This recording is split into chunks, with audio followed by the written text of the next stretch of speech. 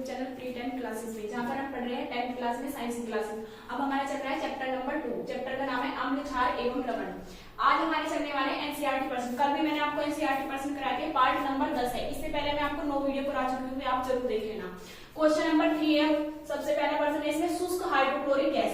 देखो hydrochloric gas क्या होती है? HCl। शुष्क है मतलब वो गैसीय अवस्था में, विलीन अवस्था में नहीं है।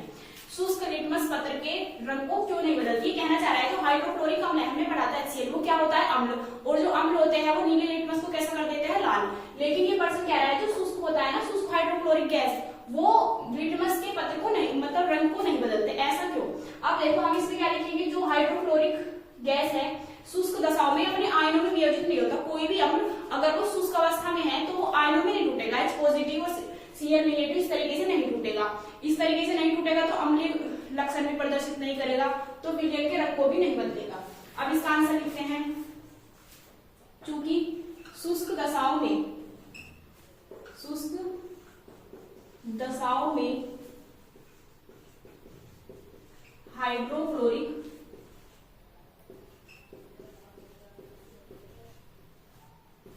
अम्ल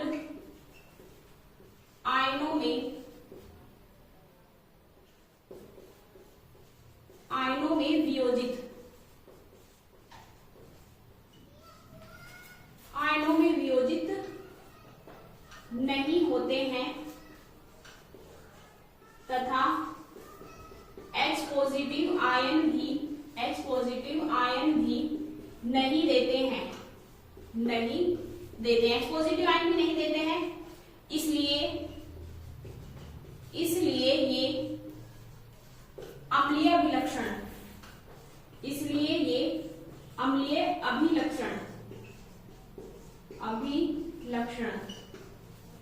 भी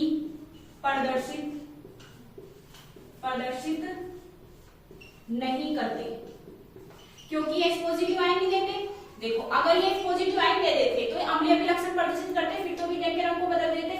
लेकिन ये अम्लीय मतलब H पॉजिटिव आयन भी नहीं देते हैं, इसलिए ये अम्लीय अभिलक्षण प्रदर्शित नहीं करते हैं। अतः शुष्क हाइड्रोक्लोरिक गैस शुष्क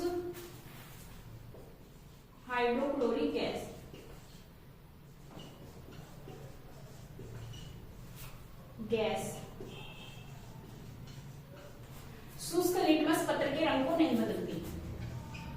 शुष्क लिटमस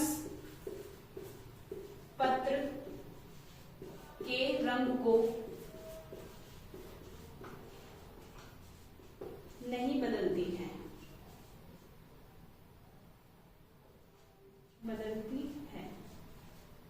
अब क्वेश्चन नंबर 4, इसमें देखो क्या कहा है।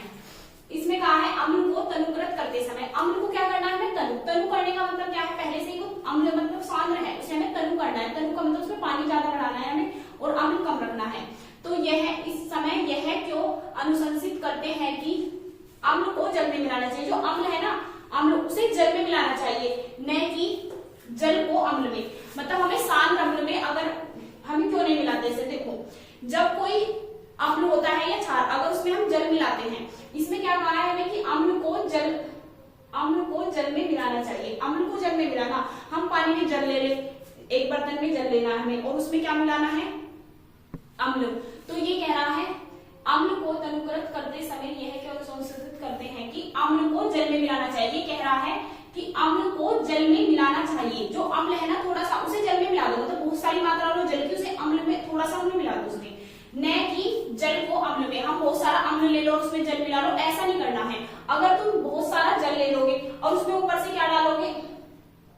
जल को अम्ल में, न कि जल को अम्ल में। हमने बहुत सारा अम्ल ले लिया, उसमें हम जल मिला रहे हैं। अगर हम जल में बहुत सारे अम्ल या क्षार मिलाएंगे, मतलब जल को डालेंगे ऊपर से अम्ल या क्षार के बर्तन में, तो उस प्रक्रिया में बहुत सारी उष्मा बाहर निकलेगी। उष्माक्षेपी प्रक्रिया है ये। जल में अम्ल या क्षारक का घुलना, जल है, जल में हमने अम्ल या क्षारक डाल दिया तो उसके घुलने की प्रक्रिया अत्यंत उष्माक्षेपी होती है। उष्माक्षेपी का मतलब उसमें से बहुत सारी उष्मा बाहर निकलेगी। अगर हमने ऊपर से उसमें जल डाल दिया ना और उसके अंदर पहले से अम्ल है तो उसमें से बहुत सारी उष्मा बाहर निकलेगी। तो सांद्र अम्ल में जल मिलाते, अगर हमने सांद्र अम्ल लिया और उसमें क्या मिला दिया? जल। मिलाने पर उत्पन्न हुई उष्मा के कारण मिश्रण फ्लास्क से बाहर आ सकता है। फ्लास्क मतलब जो भी बर्तन है ना, उसमें से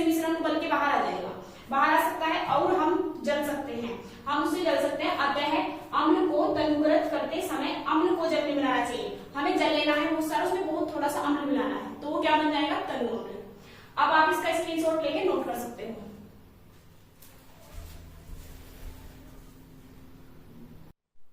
हम आगे बढ़ने वाले हैं क्वेश्चन नंबर 5। क्वेश्चन नंबर 5 क्या है? अम्ल के विलयन को तनुकृत करते समय हाइड्रोजनियम आयन H3O पॉजिटिव की सांद्रता कैसे प्रभावित होती है? देखो इसमें क्या बताना है हमें, अम्ल को क्या करना है, अम्ल के विलयन को तनु करना है। मैंने बताया था आपको तनु अम्ल और सांद्र अम्ल क्या होता है। तनु अम्ल में क्या पढ़ाया था हमने, तनु अम्ल में ये पढ़ा था इसमें जल की मात्रा तो अधिक होती है और अम्ल की मात्रा कम। तो इसे हम और ज्यादा तनु कर रहे हैं, तनु है तो और ज्यादा तनु करने का मतलब क्या है, इसमें हम जल मिला रहे हैं। क्या मिला रहे हैं? जल। देखो कैसे, जैसे कि कोई यहाँ पे हमारा अम्ल है HCl है, ठीक है, जो H पॉजिटिव मतलब इसमें आयन ये वाले हैं H3O पॉजिटिव और Cl नेगेटिव है, तो इसमें हम जल की मात्रा बढ़ा रहे हैं। देखो तो जल की मात्रा तो बढ़ेगी लेकिन इसकी सांद्रता पे तो कोई प्रभाव नहीं पड़ेगा। H3O पॉजिटिव तो जितने पहले थे इतने थे, तो इसकी सांद्रता क्या हो जाएगी, लगातार कम। पानी तो इसमें बढ़ता जा रहा है और हाइड्रोजन आयन जितने हैं जितने पहले थे, तो उसकी सांद्रता क्या हो जाएगी, कम। आप ऐसे मान सकते हो जैसे कोई दूध है मीठा, उसमें हम पानी उसकी दूध की मात्रा बढ़ा रहे हैं और मीठा बढ़ा रहे हैं, तो मीठे की मात्रा क्या होगी, लगातार कम। इसी तरीके से हमें बताना है इसमें इसकी सांद्रता क्या होगी, लगातार कम। अब हम आंसर लिखेंगे, अम्ल के विलयन को तनुकृत करते समय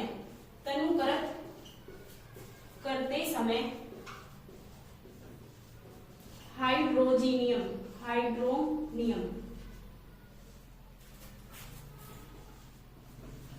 आयन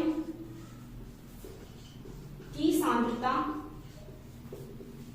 लगातार घटती है। क्या होती है, लगातार घटती है। जब हम वो कर रहे हैं तनु, तो इसमें जल की मात्रा तो बढ़ रही है, जल की मात्रा बढ़ रही है, तो इसकी सांद्रता क्या होगी, लगातार बढ़ती करते समय हाइड्रोजनियम आयन की सांद्रता, ये हाइड्रोजनियम आयन यहाँ ब्रैकेट में लिख लो आप, H3O पॉजिटिव की सांद्रता लगातार घटती है, क्योंकि विलयन में जल की मात्रा बढ़ती है, जल की मात्रा बढ़ती है। ये क्यों घट रही है इसकी मात्रा, क्योंकि इसमें जल की मात्रा बढ़ रही है। हम इसे तनु करना चाह रहे हैं, पानी मिलाना चाह रहे हैं, तो इसकी सांद्रता तो कम होगी और जल की मात्रा बढ़ेगी, तो इसकी सांद्रता तो कम हो जाएगी। अब क्वेश्चन नंबर 6, ये भी बिल्कुल ऐसा ही है। इसमें कहा है जब सोडियम हाइड्रोक्साइड, सबसे पहले तो आपको सोडियम हाइड्रोक्साइड का सूत्र पता होना चाहिए, क्या होता है, NaOH। सोडियम हाइड्रोक्साइड के विलयन में आधिक्य क्षारक, अब इसमें हम क्षार मिला रहे हैं, तो हाइड्रोक्साइड आयन OH निगेटिव की सांद्रता कैसे प्रभावित होती है। देखो जो NaOH है, जब ये किसी विलयन में है तो कैसे टूटेगा, ये Na positive Cl negative, sorry NaOH negative, इस तरीके से टूट गया है। इसमें हमें क्या बताना है, आधिक्य क्षारक, इसमें हम क्षार की मात्रा बढ़ा रहे हैं, मतलब OH नेगेटिव की मात्रा बढ़ा रहे हैं, तो हाइड्रोक्साइड आयन की सांद्रता पे कैसे प्रभावित होगी, तो इसकी सांद्रता लगातार बढ़ेगी। मान लो दूध तो हमारे पास इतना ही है, इसमें हम चीनी बढ़ाई जा रहे हैं, तो चीनी की मात्रा क्या होगी, लगातार बढ़ेगी। तो इसके आंसर में हम लिख देंगे, जब सोडियम हाइड्रोक्साइड के विलयन में आधिक्य क्षारक मिलाते हैं, जब सोडियम हाइड्रोक्साइड के विलयन में आधिक्य क्षारक मिलाते हैं, आधिक्य क्षारक मिलाते हैं, तो हाइड्रोक्साइड